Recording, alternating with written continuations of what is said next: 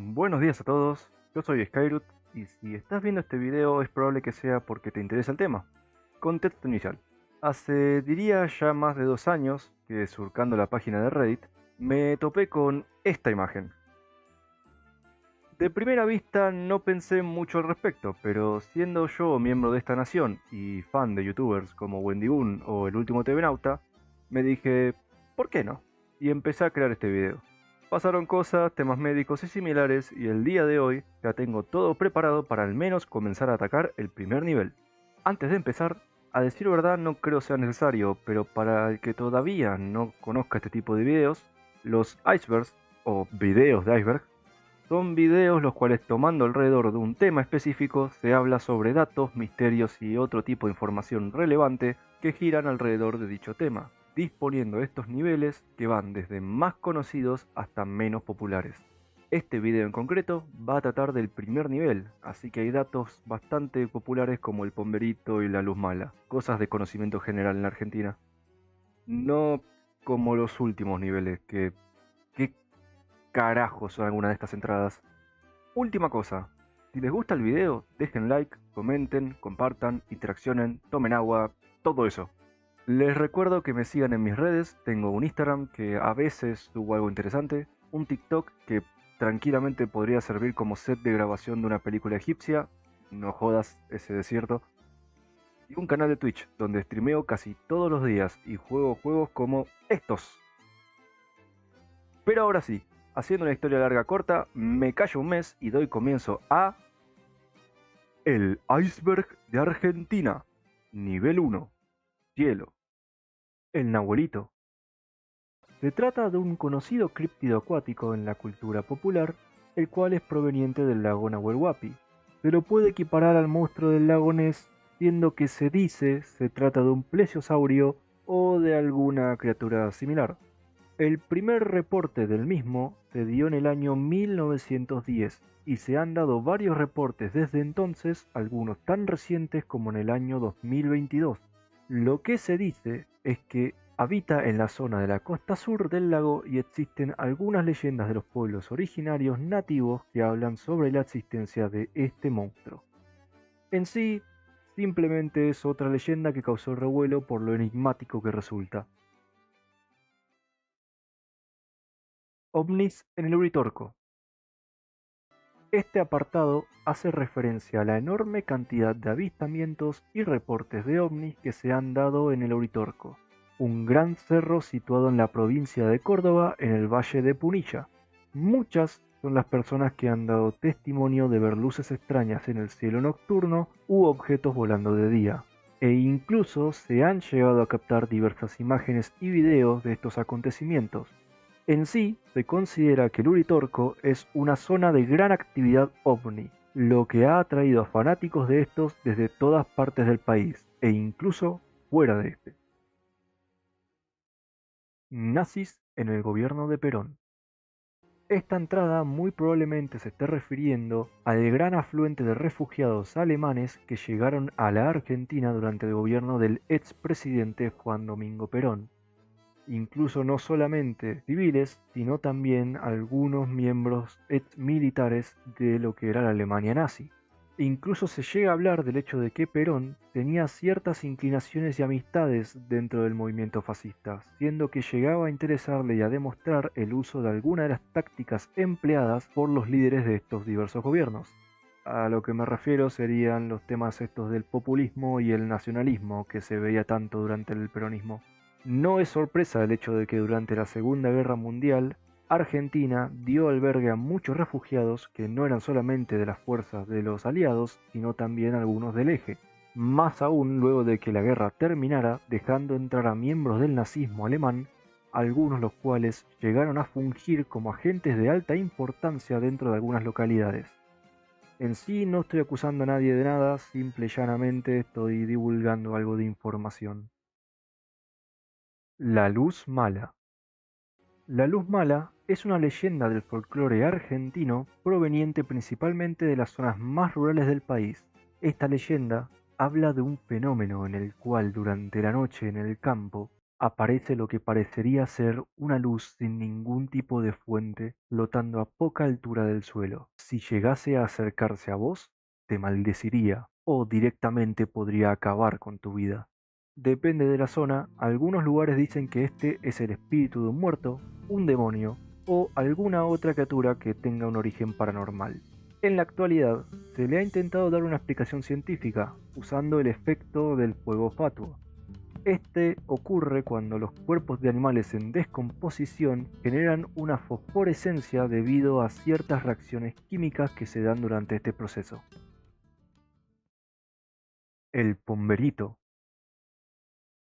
El pomberito se trata de un ser el cual es proveniente de la cultura guaraní. En sí, considerado como un duende, puede verse la presencia de este en el folclore del norte de la Argentina y otras zonas limítrofes de Latinoamérica. Actúa como un protector de la naturaleza castigando a los cazadores que se llevan de más o toman actitudes similares. Se le suele dejar ofrendas de miel o de tabaco, duerme en hornos abandonados y se le puede llegar a pedir ciertos favores como ayudar con los cultivos o en el hogar. Sin embargo, a cambio de estos, siempre pide un pago de ofrendas durante 30 días, que de no cumplirse hace que esta criatura entre en cólera y se dedique a realizar múltiples maldades y trucos dentro de la casa. La verdadera naturaleza sobre la muerte de Carlos Menem Jr. La muerte del hijo del expresidente Carlos Saúl Menem se encuentra repleta de misterios y teorías a su alrededor. Carlos Saúl Facundo Menem Yoma, mejor conocido como Carlitos Menem, murió el 15 de marzo de 1995 en un accidente al chocar mientras iba en un helicóptero. Sin embargo, hay varias teorías y pruebas que llegan a apuntar a que esto no se trataba de un simple accidente, sino de otra cosa más.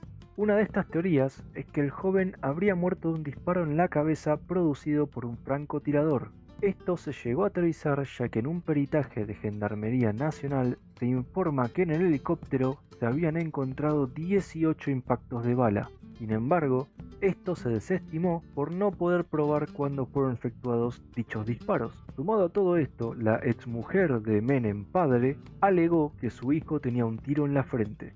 Es por esto que se habla de un atentado contra el presidente llevado a cabo por parte de un grupo musulmán conocido como Hezbollah.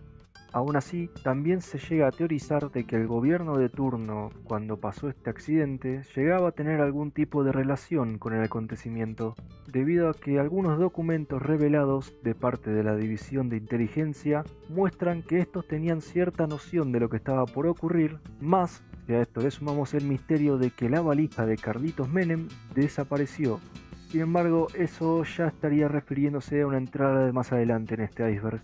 Como algo de información adicional, está el hecho de que 15 de los testigos que alegaron que se trató de un atentado fueron encontrados muertos en posterioridad y que el helicóptero del accidente fue despedazado y vendido como chatarra a pocas horas del mismo, lo cual impidió así futuras investigaciones y peritajes. Adolf Hitler en Argentina. Esta es una teoría bastante popular. Va en cierto modo de la mano con lo de los nazis durante el gobierno de Perón. Básicamente la teoría dice que Adolf Hitler en realidad no murió ni se suicidó, sino que escapó de Alemania en submarino refugiándose en Bariloche. Esto con la ayuda del mismísimo gobierno argentino. El dictador residiría en esta localidad hasta el día de su muerte. Esta teoría, a decir verdad, ya ha sido abarcada por varios programas de televisión y documentales. Por mi parte, lo único que puedo llegar a decir es que esta teoría no la veo tan factible. Sin embargo, sí llego a creer de que muchos nazis escaparon de Alemania durante y después de la guerra a otros países. No fueron 30.000 desaparecidos. La cifra de personas desaparecidas durante la dictadura militar de la década del 70 es algo que todavía está en disputa. Algunos dicen de que fueron mucho más de 30.000 desaparecidos, pero que la dictadura encubrió y eliminó los rastros de esto, de forma que solo fue posible reconocer esta cifra. Sin embargo, también se ha dicho lo contrario, de que en realidad no fueron 30.000 el número de desaparecidos, sino que fueron una cantidad mucho menor y que se aumentarían artificialmente esta cifra para que esto genere un mayor impacto social y sea mucho más tomado en cuenta al momento de que se produciesen los juicios contra los militares. Sea como sea, estas son las dos posibilidades de lo que refiere la sección. Y por mi lado, solo diré que hayan o no sido 30.000, esto fue una horrible tragedia que ocurrió durante uno de los periodos más oscuros de nuestra nación. Operación Cóndor. También conocida como el Plan Cóndor, esta fue una operación llevada a cabo por las agencias de inteligencia de los Estados Unidos, la CIA y el FBI, principalmente la CIA, durante la década de los 70, siendo este un plan de represión política y terrorismo de Estado, el cual se llevó a cabo en la mayor parte de los países de Sudamérica. En esta, se apoyaría el establecimiento de diversas dictaduras militares estratégicas, garantizando su éxito a partir de diversas tácticas, entre ellas el asesinato de opositores, el respaldo de grupos políticos de carácter extremista y la llevada a cabo de varias operaciones buscando manchar la imagen pública de los políticos a cargo, entre otras estrategias de inteligencia bastante horribles. Todo esto buscaba suprimir los movimientos relacionados al nacionalismo y al comunismo, además de impulsar un sistema económico centrado en desmantelar la influencia del Estado dentro de la economía, beneficiando así a los sectores privilegiados. El objetivo final de toda esta operación era poder evitar la mayor cantidad de aliados posibles de la Unión Soviética dentro del continente. Lara Tolosa Chanetón. A decir verdad, este caso puede ser que no sea tan conocido. Lara Tolosa Chanetón fue una estudiante de 15 años del Colegio Nacional Rafael Hernández de la ciudad de La Plata. El caso de esta chica se dio a conocer porque en 2017, específicamente un 3 de agosto, luego de tomar el revólver calibre 38 de su abuelo, lo llevaría guardado en su mochila a su clase. Muchos pensaríamos que lo que llegaría a ocurrir sería un tiroteo escolar. Sin embargo, lo que pasaría sería que la chica tomaría el revólver donde lo tenía guardado y frente a todos sus compañeros de cuarto año se pegaría un tiro en la cabeza, cometiendo suicidio en el acto frente a todo su curso. El caso se dio y se debió al hecho de que la joven Lara sufría bullying desde que entró en la institución. Todo lo que pasó alrededor de esto se volvió muy conocido en la época al ser cubierto por varios noticieros nacionales y dio inicio a múltiples debates y campañas sobre el acoso escolar y el suicidio. Como un dato adicional, bastante perturbador si me preguntan a mí, se rumorea que existió un video del acontecimiento el cual fue compartido en varios foros en línea. Sin embargo, yo cuando busqué no encontré muchas pruebas de esto, y menos mal a decir verdad. Carlos Gardel era francés. Para los que ya no conozcan esta figura, pero no creo sean muchos, Carlos Gardel fue un cantante, compositor y actor de los inicios del siglo pasado, el cual es de enorme importancia para la Argentina y para la historia del tango en general. La cuestión es que los orígenes de Carlos Gardel son objeto de debate hasta incluso el día de hoy, ya que no se sabe con ciencia cierta dónde y cuándo nació. En sí, se tienen dos versiones más aceptadas. La primera teoría dice que Gardel en realidad era uruguayo, que nació en Tacuarembó el 11 de diciembre y sus padres no se harían cargo de él, siendo así que sería criado por Berté Gardés, quienes tendrían un hijo no reconocido a nombre de Charles Romuald Gardés, con el que emigrarían a la Argentina acompañados del pequeño uruguayo. Lo que sostiene la teoría es que Carlos Gardel tomó la identidad legal del hijo no legítimo de Berté, pero que en realidad él siempre fue consciente de su familia uruguaya e incluso llegaría a reunirse con alguno de sus hermanos menores. La segunda, y la que nos importa para este punto, es una teoría que dice que Carlos Gardel habría nacido en Francia, específicamente en Tolosa, en el año 1890, mismo día, 11 de diciembre, bajo el nombre de Charles Romuald Gardés, por padres que no lo reconocieron, pero que lo llevarían a la Argentina en 1893, donde este se nacionalizaría y su nombre sería castellanizado como Carlos Romualdo Gardés. Obviamente, luego tomaría el nombre artístico de Carlos Gardel. Esta es la teoría que más es aceptada porque la avalan una partida de nacimiento de un tal Charles Romuald Gardés en la fecha y lugar dichas y el testamento del mismísimo Gardel, donde éste declara ser Charles Romuald Gardés, nacido en Tolosa, hijo de sus padres. Tinelli y la botella.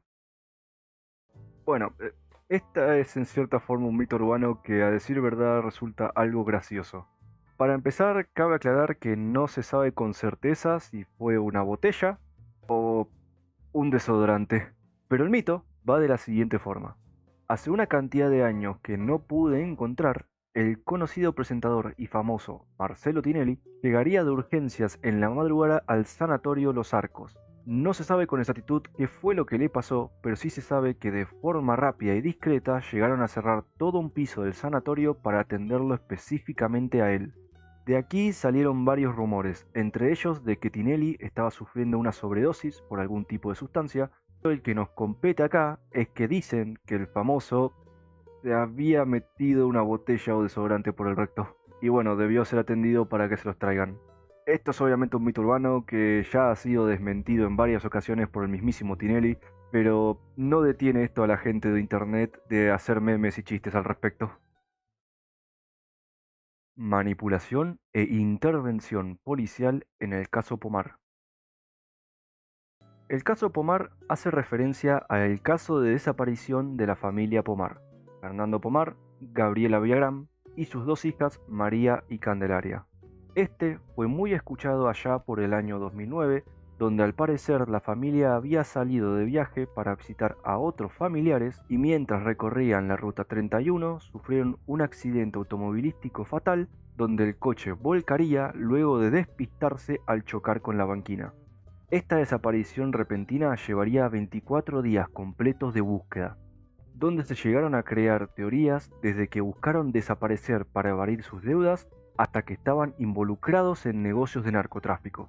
Lo más importante, y la razón por la que este caso llegó a tener tanta resonancia en los medios en esa época, fue debido a la inoperancia que demostraron las fuerzas de la ley al tratar todos los hechos.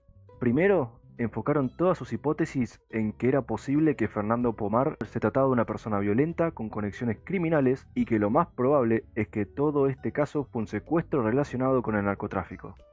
Luego, se llegó a descubrir que varios de los documentos de rastrillaje que se habían emitido habían sido falsificaciones, o sea, que se afirmó que se habían rastrillado varias áreas las cuales en realidad nunca fueron revisadas. Curiosamente, entre estas estaba el área donde se encontraba el vehículo volcado. Y finalmente, lo que a mí me parece más delirante, está confirmado que solo unos pocos días luego de que los medios notificaran de la desaparición de la familia, un albañil había realizado una llamada al 911 reportando sobre un auto volcado en la ruta 31, este siendo obviamente el auto de la familia. Sin embargo, la policía en el momento desestimó completamente la llamada e ignoró todo hecho al respecto. En sí, el caso llevó a que se produjeran varios juicios contra los agentes involucrados, algunos de estos llegando a ser destituidos de su cargo, además de que la madre de Gabriela Villagrán pasó sus últimos años de vida buscando que la justicia respondiera ante estos acontecimientos. Lamentablemente, la señora no llegó a ver resolución, pero el hijo mayor de la familia, quien por pura suerte se salvó de todo este accidente al quedarse en la casa de unos amigos, sería finalmente remunerado financieramente. A decir verdad, llega a ser preocupante pensar que otros casos conocidos o no tan conocidos fueron tratados de la misma manera por la policía. Uruguay es un país ilegítimo. Esta entrada es más que nada una especie de broma o chanta que se tienen entre argentinos y uruguayos en internet. Tiene ciertos orígenes o raíces históricas y culturales, a decir verdad. Lo que se suele decir son cosas como que, Uruguay es una provincia rebelde, o es en realidad la 24ª provincia de Argentina, de ese palo. Los motivos históricos se deben a que el territorio que hoy en día conforma Uruguay y parte del que conforma la Argentina formaban anteriormente el virreinato del Río de la Plata, es decir, que de cierta forma eran ambos un mismo país. Luego de la Revolución de Mayo, este territorio se lo conocería como la Banda Oriental, formando parte de las Provincias Unidas del Río de la Plata, que, después del conflicto de unitarios y federales, además de algunas invasiones portuguesas, terminaría todo con este territorio declarando su propia independencia del resto del país. Años después, y luego de ciertos conflictos, pediría volver a reincorporarse a las Provincias Unidas, buscando que le ayudasen a deshacerse de los portugueses. Todo esto llevaría a un conflicto entre lo que en esa época serían hoy en día Brasil y Argentina, que luego de varias batallas y varios problemas se firmaría un tratado de paz, el cual terminaría con Uruguay volviéndose una vez más su propio territorio independiente. Esto es un resumen bastante reduccionista y probablemente mal contado de todo lo que llegó a pasar durante ese periodo. A decir verdad, fueron muchos años de historia y hubieron muchos personajes históricos involucrados, pero básicamente es una pequeña anécdota al respecto. Sumado a todo esto, está el hecho de que Argentina y Uruguay comparten varias similitudes culturales en sus tradiciones, música, forma de hablar, gastronomía y otros aspectos, lo que ha llevado a que se cree la broma de que Uruguay es una provincia más de la Argentina y un país ilegítimo. Una simple broma que a veces se toma muy en serio y llega a ser bastante xenofóbica. Cabral era negro. Esto es un hecho que hoy en día ya se tiene mucho más reconocido, pero que durante algunos periodos de nuestra historia se llegó a intentar ignorar o invisibilizar. Juan Bautista Cabral fue un soldado, el cual posteriormente sería ascendido a sargento, durante las guerras de independencia contra las fuerzas realistas en 1813. La razón por la que se lo conoce y hoy en día se lo honra es el hecho de que cuando a San Martín se le cayó su caballo encima durante la batalla de San Lorenzo, no solo iría a ayudarlo a quitarse el animal de encima, sino también lo defendería contra los enemigos, acto el cual terminaría lamentablemente con la vida del general. A lo que este punto se refiere es el hecho de que Cabral era afrodescendiente y según algunos registros históricos también llegaba a tener raíces indígenas, hecho el cual se intentó omitir durante un tiempo cuando se estaba buscando dar una narrativa más homogénea y europizada de la historia de nuestro país. Como detalle adicional, si bien Cabral es el más importante y conocido, este no fue el único que fue a socorrer a San Martín durante este momento. También estaba Juan Bautista Baigorria, que ayudó, sin embargo a este no se le recuerda tanto ya que Cabral fue el que murió en defensa de San Martín. Clan Puxio. El clan Puxio fue una banda criminal de los años 80 en la Argentina, conocidos por hacerse pasar como una familia común y corriente. Estos habrían cometido varios actos delictivos como lo son el secuestro, asesinato y extorsión de personas. Su líder fue Arquímedes Puxio, un ex agente de la inteligencia que funcionaba como el cerebro de toda la operación. En sí, tomó gran importancia debido a la naturaleza de la banda, donde se hacían ver como si fueran la típica familia modelo, cuando de puertas cerradas cometían actos atroces. El clan sería arrestado en 1985 y el caso quedaría para la historia en la sociedad argentina. Hoy en día es bastante más sonado ya que hace relativamente poco se estrenó en Netflix una serie hablando en profundidad de todo lo relacionado con este clan. El lobizón. En sí, el lobizón y alguna que otra entrada de este nivel son muy similares, ya que se tratan de criaturas o leyendas del folclore, que ya sea del argentino o del área en general. En lo que respecta específicamente al lobizón, esta leyenda de origen guaraní dicta que el séptimo hijo varón, al llegar a cumplir la mayoría de edad, se convertiría en el lobizón, una criatura similar a un perro negro de ojos rojos y olor putrefacto. Argentina no es el único país que tiene esta leyenda, ya que varios otros del área comparten el mito con una que otra variación. La criatura es muy asociada hasta el día de hoy con todo lo relacionado al mito de la licantropía y como dato se volvió costumbre en algunos países que el presidente del momento se volviera padrino del séptimo hijo varón, principalmente con el objetivo de evitar que las familias más supersticiosas terminaran sacrificando a este hijo. Aún así, de todas formas, esta costumbre se volvió algo tan común que durante los 70 acá en Argentina se crearía una ley que garantizaría el padrinazgo del presidente al séptimo hijo varón de una familia. El familiar. Otra leyenda del folclore argentino, esta proviene del norte del país, donde se decía que los dueños de fábricas, más específicamente azucareras, pactaban con el demonio o con algún otro ser maligno para que, a cambio de permitirles tener un gran crecimiento económico, Estos llevarían a cabo el sacrificio de un trabajador al año. Para esto, el demonio toma la forma del familiar. Dependiendo de quién cuente el mito, este se ve como un perro negro, una serpiente negra, una persona, una mulita, un cerdo o un toro. Es en esta forma en la cual toma residencia en un cuarto de la fábrica y ahí es donde se envían a los trabajadores a ser sacrificados. Es una leyenda urbana más del folclore nacional. Nisman fue asesinado. Esta entrada es algo bastante conocida, tanto por la controversia alrededor de todo lo que ocurrió, como la enorme cantidad de memes que salieron al respecto. Natalio Alberto Nisman fue un fiscal federal argentino el cual se volvió relevante por encargarse de investigar el caso del atentado de la AMIA, un ataque terrorista con coche bomba en Buenos Aires que ocurrió en el 94. Y, más relevante para todo este punto, por estar relacionado en causas donde denunciaría a varios agentes importantes de la justicia y del gobierno argentino. Entre estos, Carlos Saúl Menem, Cristina Fernández de Kirchner y Mauricio Macri. Lo que a nosotros nos compete para este punto es el hecho de que el 18 de enero del año 2015 a Nisman lo encontraron muerto en el baño de su departamento con un disparo en la cabeza. Esto ocurrió a escasos días después de que el fiscal hubiese presentado una denuncia contra la entonces presidenta de la Nación, Cristina Fernández de Kirchner. En ese momento, la muerte se había catalogado simplemente como un suicidio. Sin embargo, surgieron múltiples incógnitas que hicieron que muchos sospecharan que se trataba de algo más.